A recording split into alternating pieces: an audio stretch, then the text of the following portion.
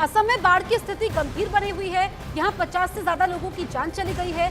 हजारों लोगों को राहत शिविरों में शिफ्ट किया गया है क्योंकि बाढ़ से घरों को नुकसान पहुंचा है। 29 जिलों के 21 लाख से ज्यादा लोग बाढ़ से प्रभावित हैं। यहाँ लगातार भारी बारिश से नदियों ने रौद्र रूप धारण किया है। शहर से लेकर गांव पानी के सैलाब में डूबे हुए हैं। जल प्रलय ऐसा कि हर तरफ सिर्फ तबाही का मंजर है। बाढ़ से बुरी तरह प्रभावित डिब्रूगढ़ का केंद्रीय मंत्री सर्बानंद सोनोवाल ने निरीक्षण किया। सर्बानंद सोनोवाल ने नाव से बाढ़ में डूबे गांव का दौरा किया।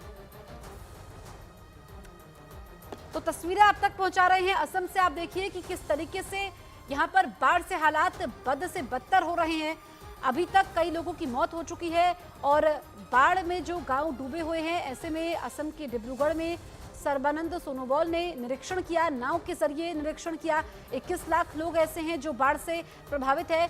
एसडीआरएफ की टीमें, एनडीआरएफ की टीमें मौजूद हैं ताकि यहां पर रेस्क्यू ऑपरेशन को अंजाम दिया जा सके।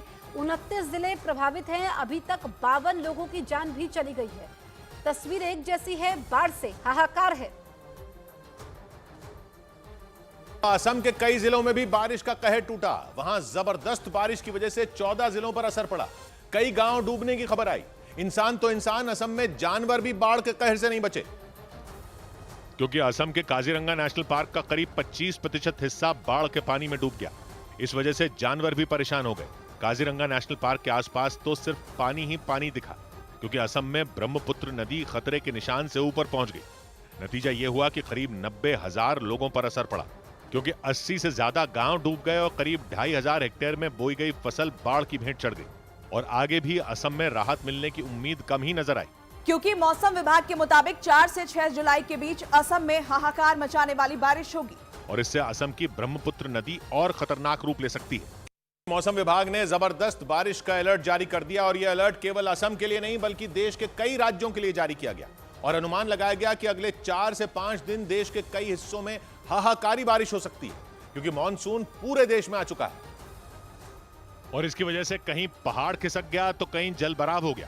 बिहार के नवादा में तो लगातार हो रही बारिश की वजह से ककोलत झरने में अचानक इतना पानी आ गया कि बाढ़ जैसे हालात बन गए, क्योंकि लगातार बारिश की वजह से झरने का पानी खतरनाक रूप से गिरना शुरू हो गया।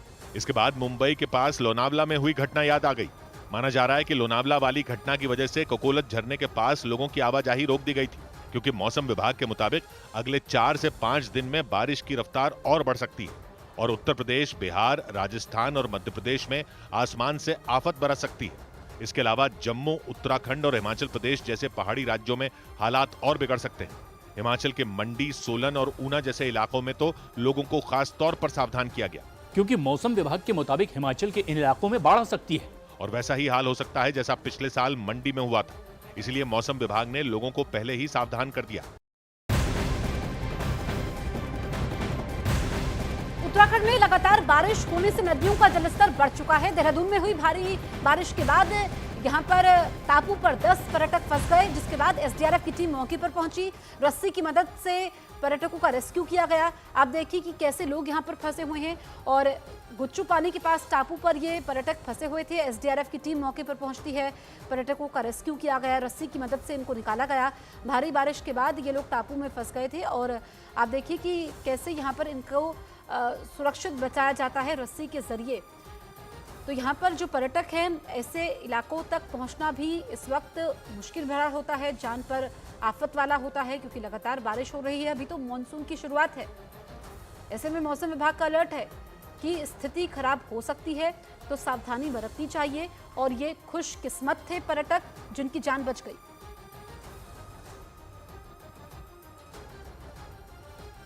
उत्तर प्रदेश के मथुरा में रात में इतनी बारिश हुई कि जगह जगह अंडरपास भर गए। कई इलाकों में तो पानी की वजह से सड़कें दिखनी तक बंद हो गईं। ऐसा लगा मानो सड़क पर ही नदी बह रही हो। वहां एक अंडरपास में तो इतना पानी भर गया कि एक एम्बुलेंस और स्कूल बस ही उसमें फंस गई। ये जल भराव मथुरा के नए बस स्टैंड के पास हुआ और इससे गुजरते समय एक बस और एक एम्बुलेंस अंडरपास में फंस गए। अंडरपास में इतना पानी भरा था कि वो करीब आधे डूब गए। परेशानी इसलिए बढ़ गई क्योंकि स्कूल बस में 6-7 बच्चे बैठे थे और अंडरपास में फंसी बस अपनी जगह से हिल भी नहीं पाई। नौबत यह आ गई कि बच्चों को बचाने के लिए ट्रैक्टर मंगवाया गया और फिर धीरे धीरे एक एक करके अंडरपास में फंसी बस से बच्चों को ट्रैक्टर में शिफ्ट किया गया और फिर उन बच्चों को अंडरपास से बाहर निकाला गया। इससे पहले जब स्कूल बस के अंडरपास में फंसने की खबर प्रशासन तक पहुंची तो हड़कंप मच गया और आनन फानन में नगर निगम और पुलिस की टीम मौके पर पहुंच गई और फिर ट्रैक्टर और खुदाई करने वाली मशीन मंगवाए गए। इसके बाद बस में बैठे बच्चों को ट्रैक्टर पर बिठाकर बाहर निकाला गया। बस के अलावा एम्बुलेंस को भी खुदाई करने वाली मशीन नहीं निकाला क्योंकि रात भर हुई बारिश ने मथुरा के कई इलाकों में जल भराव की समस्या खड़ी कर दी और इस वजह से लोग परेशान हुए। अंडरपास में भरे पानी ने तो मथुरा के नए बस स्टैंड से गुजरने का पूरा रास्ता ही ब्लॉक कर दिया। हालत ये हो गई कि अंडरपास में फंसी बस और एम्बुलेंस को निकालने के लिए खुदाई करने वाली मशीन मंगवाई गई। पहले वो बस को खींचकर अंडरपास से बाहर लाई, इसके बाद बस के बगल में खड़ी एम्बुलेंस को भी इसी तरीके से निकाला गया।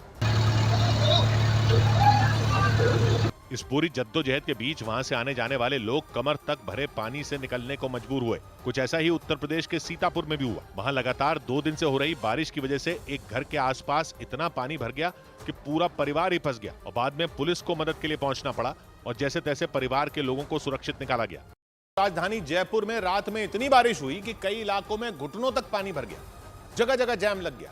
ज्यादा परेशानी जयपुर के निचले इलाकों में रहने वाले लोगों को हुई क्योंकि रात भर की बारिश के बाद वहां इतना पानी भर गया कि गाड़ियां आधी डूब गईं।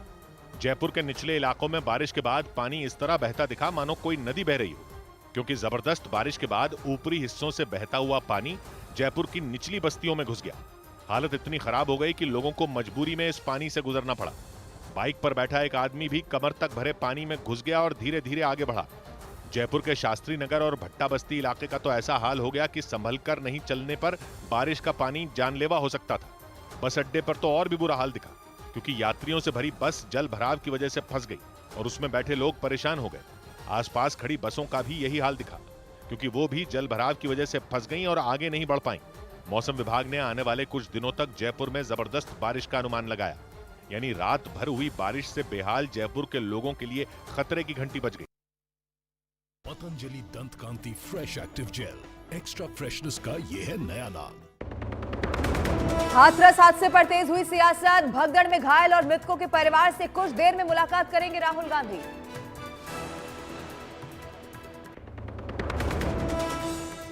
हाथरस हादसे के बाद बाबा सूरजपाल का अब तक सुराग नहीं। पुलिस ने अब तक 6 लोगों को किया गिरफ्तार। मुख्य आरोपी पर 1 लाख के इनाम का ऐलान। 6 लोगों की गिरफ्तारी हुई है। अलग अलग जगह के रहने वाले हैं वो लोग। जो मुख्य अभियुक्त हैं, जो प्रकाश मधुकर हैं, उनके ऊपर 1 लाख की गिरफ्तारी का जोन लेवल के ऊपर आदेश किया जा रहा है। शहीद अग्निवीर के पिता ने 1 करोड़ की सहायता राशि मिलने की मानी बात। न्यूज 18 इंडिया से एक्सक्लूसिव बातचीत में कहा, एक खाते में 48 लाख और दूसरे खाते में आए 50 लाख रुपए। पीएम मोदी, राजनाथ सिंह और राहुल गांधी तीनों को बताया सही। बोलो सहूलतां मिलिया, पंजाब सरकार ने भी 1 करोड़ रुपया दिता सी, भगवंत मान जी ने। बाकी इन्होंने गवर्नमेंट सेंटर ने भी ढाली भेजा 10 तरीक नूं। 50 लाख पहले भेजता आई बैंक च, 50 लाख और आया। जेल से बाहर आएंगे अमृतपाल सिंह। इंजीनियर रशीद को भी मिली पैरोल। आज लोकसभा अध्यक्ष के चैम्बर मिलेंगे सांसद पद की शपथ। केजरीवाल की जमानत याचिका पर दिल्ली हाईकोर्ट में सुनवाई आज। सीबीआई ने शराब घोटाला केस में 26 जून को किया था गिरफ्तार।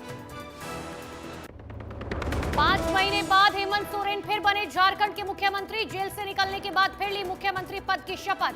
चंपा